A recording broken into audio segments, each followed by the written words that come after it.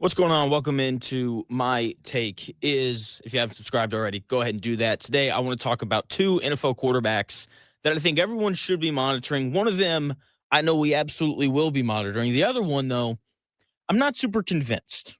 Playing quarterback for the Los Angeles Chargers is like being the CEO of Reebok. It's a very important position, very prominent, but let's be honest, you don't know who the CEO of Reebok is, and you forget about them pretty quickly because Reebok's not as important as Nike or Under Armour, or if you go into the world of soccer, it's not as big as Puma, right? Like of all of those different kind of companies, it is the 10th largest behind places like New Balance and obviously Nike and Under Armour and other, Adidas as well. And I think Justin Herbert is a major benefactor of this because he plays a really important position, quarterback, on what should be a really good football team year in and year out, the Los Angeles Chargers. And no one thinks about Justin Herbert or the Chargers, as a matter of fact, until the middle of the year. And you turn on ESPN and some talking head on there is like, who's having a really good year this year? Justin Herbert. And we're not really talking about him enough. Because let's be honest, no one really cares about the Chargers. They don't have very many fans. And then we get to the offseason before the year starts and people do their top 10 quarterback lists and they've got him like 5th or 6th or 7th. And I'm just kind of like, that feels a little high for me. Because he's made the playoffs twice in 6 years as the starting quarterback. And when you've been in the league for 6 years and guys like Kirk Cousins and Daniel Jones have more playoff wins than you do, then I find that concerning and honestly, probably not worthy of a top 10 quarterback spot. And I get it. When you watch Justin Herbert play quarterback, it's beautiful. Throws a beautiful ball. He's got a big arm. He's big. He's athletic. He can move around. The dude is an absolute specimen at the quarterback position. But this is what happens every year. We don't talk about him before the season. We get halfway through it, and everyone's like, oh, hey, look at Justin Herbert. He's having another pretty good year. And then if he makes the playoffs, he goes up by 27 points against Trevor Lawrence and the Jacksonville Jaguars and then blows the lead in the second half. Or he did what he did last year, and that's throw not 1, not 2, not 3, but 4 interceptions in the wild card round against the Houston Texans. The rest of the Chargers team was really good last year. They had the number 1 scoring defense in the NFL. And they couldn't win a playoff game because Justin Herbert, for the second time in his career, wasn't good enough in the playoffs. And it's probably not fair of me to say that he's not a top 10 quarterback because of 2 games. But ultimately, we judge the quarterback position based on whether or not you win in the playoffs. Why is Tom Brady the GOAT? It's not because he throws a more beautiful ball than Aaron Rodgers.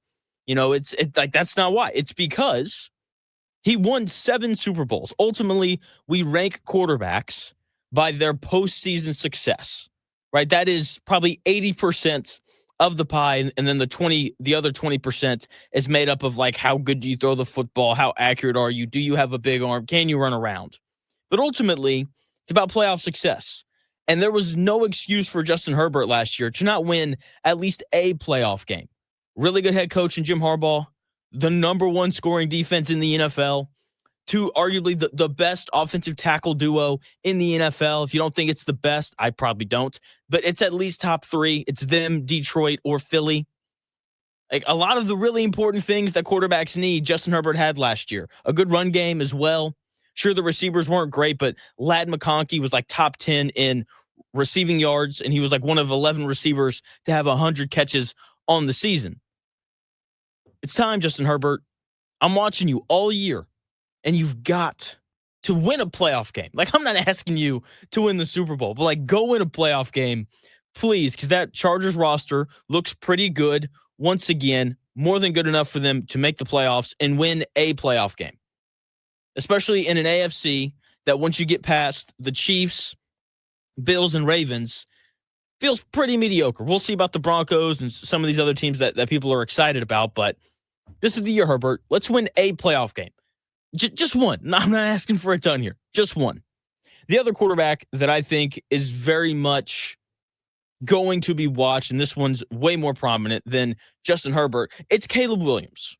And I was thinking about this last night, and I think my best analogy for it is if you had a kid and you forked out a bunch of money for your kid to go take extra classes designed to help him or her score a 1,500 on the SAT, and he did that for like a year, right? And then you sent him in to take the SAT for the first time, and he scored an 1150, which is slightly above average.